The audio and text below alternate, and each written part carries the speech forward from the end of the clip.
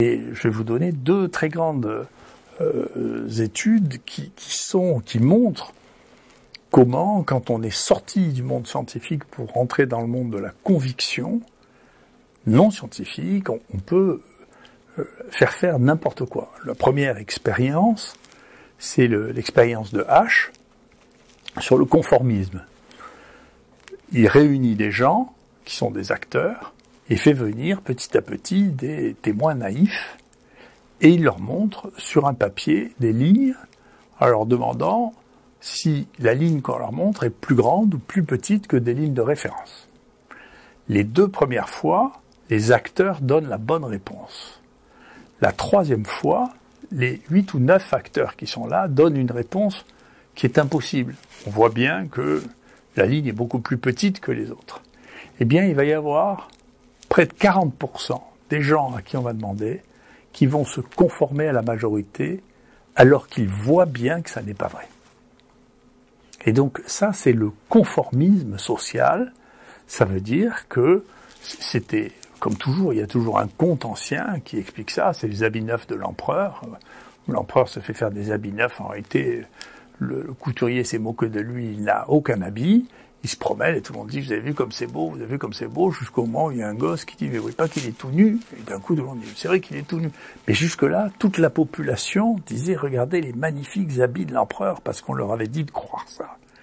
Donc, méfiez-vous d'être d'accord avec la majorité, ça ne veut pas dire que vous avez raison. Parfois même, en face de vos propres sens, vous allez accepter d'être conforme à ce que l'on vous dit et de déconnecter ce que vous vivez, ce que vos sens vous disent, de ce que l'on vous fait croire. La deuxième expérience, qui est une expérience terrible, c'est l'expérience de Milgram. Milgram est un juif américain qui avait été très très choqué par le procès de Eichmann, qui avait organisé toute la déportation des Juifs, qui était le grand organisateur de toute cette déportation, et une très grande philosophe, Hannah Arendt, avait assisté à son procès en Israël, et l'analyse de ce que disait Eichmann avait énormément choqué les gens, puisque au lieu de décrire un monstre, elle avait décrit quelqu'un qui était extrêmement obéissant. Il voulait faire le mieux possible, il était très fier d'avoir réussi à organiser des transferts de trains de dizaines de milliers, de centaines de milliers de personnes, sans même se poser la question de savoir si moralement c'était acceptable de faire une chose pareille. Et elle avait qualifié ça de la banalité du mal. Et donc, Milgram a fait une expérience dans laquelle il y a quelqu'un en blouse blanche, comme moi, qui fait venir des volontaires et il prend un acteur comme victime et il explique aux volontaires qu'il est en train de tester une méthode éducative et que si le volontaire donne des mauvaises réponses, il faudra appuyer sur un bouton pour lui donner une décharge électrique.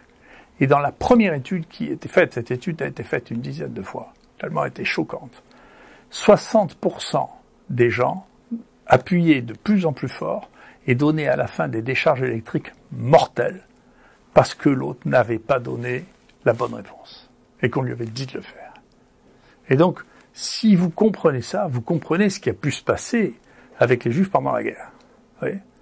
Si vous comprenez pas que les gens obéissent, c'est l'obéissance, vous obéissez à des choses qui n'ont pas de sens, et vous ne pouvez plus comprendre que la torture et la déportation qu'à condition de comprendre ce qu'est l'obéissance. Et la seule manière d'empêcher l'obéissance, c'est d'avoir des voies alternatives. Donc à chaque fois qu'on fait de la censure, qu'elle s'appelle le fact-check, ou qu'on enlève, eh bien, on empêche l'obéissance à une voie unique. Et bien entendu, il ne faut pas qu'il y ait une voie unique parce que vous ne savez pas où vous envoie la voie unique. Et moi, je veux féliciter ceux qui y résistent.